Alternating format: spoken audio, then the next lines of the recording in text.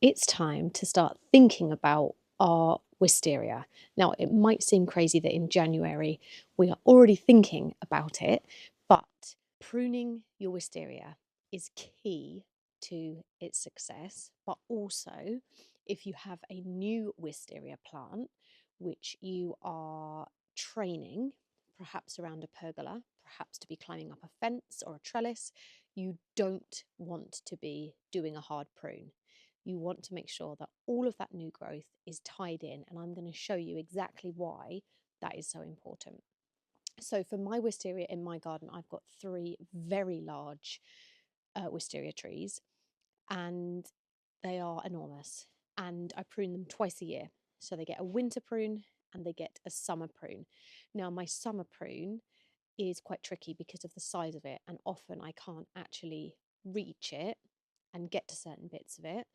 But the winter prune, I always make sure that I do. And then we have actually extended our wisteria a lot since we've been here, and we've spread it all around the garden. And it's those bits that you have to tie in, because if you want to make it spread further and you want it to get bigger, then tying in is key. If you're happy with the shape and structure of your wisteria, then you just want to follow the pruning twice a year. So you can see in the background here 2 of my wisteria. All 3 of mine are a different variety. So this one is actually white. This one I believe is a Japanese variety, but they are absolutely stunning. And I'm going to show you, we'll go on a little wisteria tour and you can see where mine are, and I will explain to you about how I prune them, and then we will get on to a demonstration showing you exactly how to winter prune your wisteria. So here we have it, and then my third one is over there. Now we've actually changed this wisteria this year because we used to have a pergola that went all the way across here, and it created an absolute mass of wisteria, which actually we decided really darkened this area, and it made pruning very tricky. But also a lot of the flowers we didn't get to enjoy because they were on here, so I could see them from my bedroom window, but we didn't actually get to enjoy them. So we've changed it, and we have now got the wisteria just going along kind of like an outside shape. We need to sort that tree out. But we're hoping that by trailing it slightly differently, we'll be able to focus on the blooms just hanging down where we can see them. So there'll be nothing obstructing it. We think that we're going to get a lot more flowers, and we've done the same this side as well. Now, what is actually happening at the moment with this wisteria is it's got buds. I have never had buds in December, and actually if we get a frost it could be a bit of a disaster. To be honest, I'm not really sure what will happen. Let me try and stand on my water feature and I'll show you some buds. This is like really precarious balancing, but let me flip you around. So you will see here the buds. Now these ones I don't think are flower buds, but I have spotted some flower buds on here. Now the flower buds are usually quite fluffy, but never does it normally bud up in December. This is definitely a first. And you can see here that I've also got lots of buds, which is, yes, very unusual. So let's explain about this growth. You'll just have to excuse the backdrop, but this is the perfect branch to show you. So that's why I am stood here. Now, you will get a lot of new growth every year on your wisteria, and people call these shoots whippy shoots, whippy growth, whippy shoots. You'll hear about that. Now, it is these whippy shoots that you want to be tying in to your structure every year, and I will show you in a minute an example of whippy growth at different stages. Now, what happens to this whippy growth when it first grows? It's bright green, and you can tell they're new because they're fresh and they're green, and gradually they will darken and go this brown colour, and they will start to ripen and go woody, and then in their second year flowers will grow from those stems.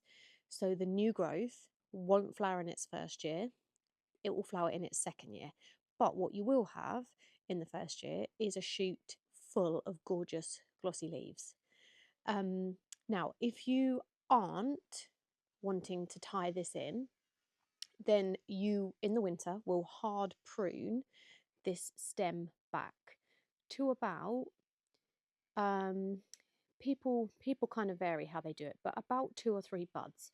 So if you count from where the stem has come from, which is here, 1, 2, 3.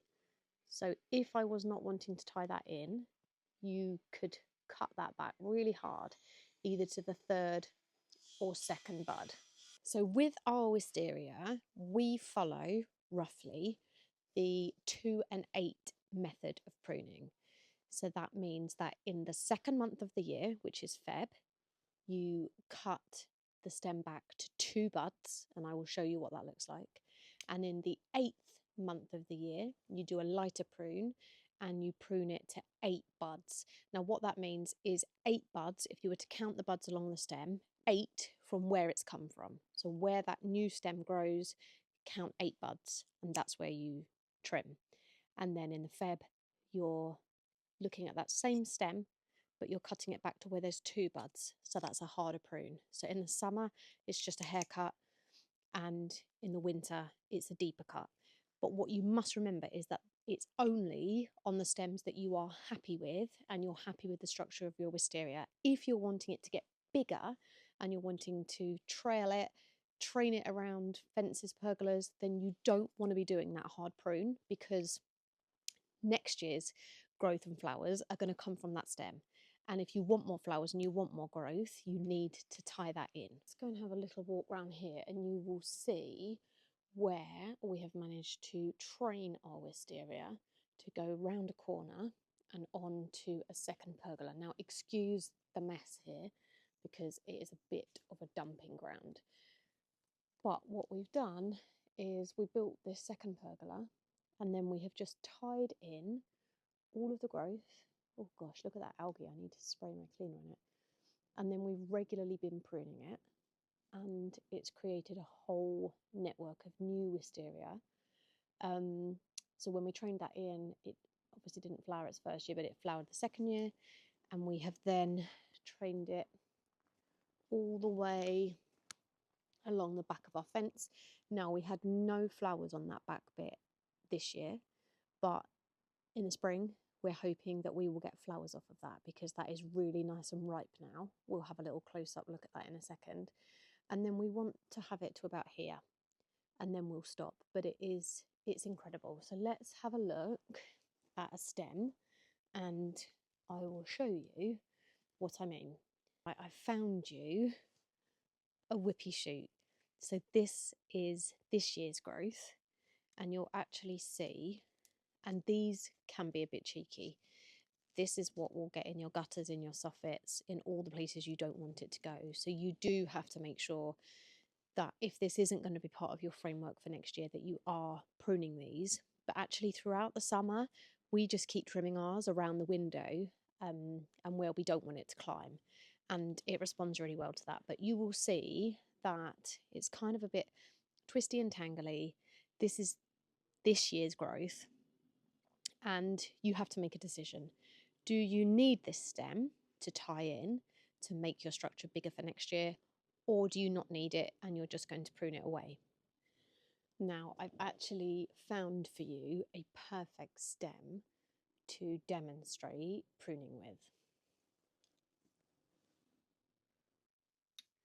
So you will see that I've got my main branch here, and then I've got this side shoot.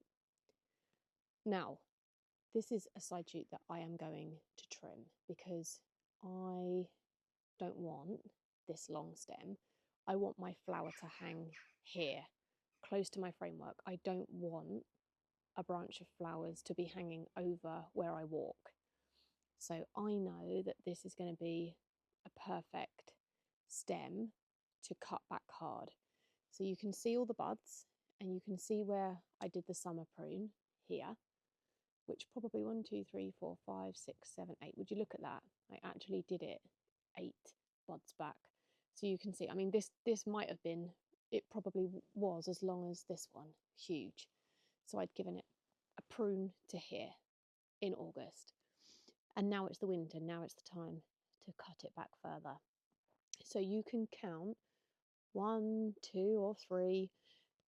There kind of is no set rule. I tend to just do it by sight because I know how I want mine to look, but often people will go back to 2 buds, which is fine. So whether you want to do 2, whether you want to do 3, whether you want to do 4, it doesn't actually matter, but you want to prune it back hard, and you just need to think about where your flower's going to hang and just make sure that you're happy with the look of it. And then you literally just want to get your snips and cut just above. Boom. And there we have it. So it's much shorter and stubbier, and you just want to work your way along the whole plant. So you'll see I've got another one here sticking out that could do with a cutback. I'm actually going to go for 3 on that one. Boom, done. Shorter, stubbier. I'm happy with that. Right, now we're over behind my pond, and I want to show you the difference in the stems in just a couple of years. So this is, as you can see, whippy new growth. It's green, it's fresh, and you can see that that is new. So if you are wanting to train your wisteria, this is what you need to tie in. You don't want to be cutting that off, because all of that growth along the back of my trellis there, that was all just whippy shoots like that. And it's those that then turn into your framework for your wisteria in future years. Now you'll see that there is a lot of growth, and if I get closer,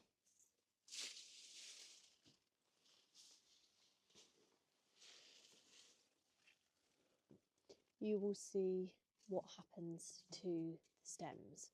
So here you can see that they are a lot more woody, and then here they become very branch-like. So this is a stem that is actually just a few years old. So they grow extremely quickly, and I will definitely be having lots of flowers in this area for next year.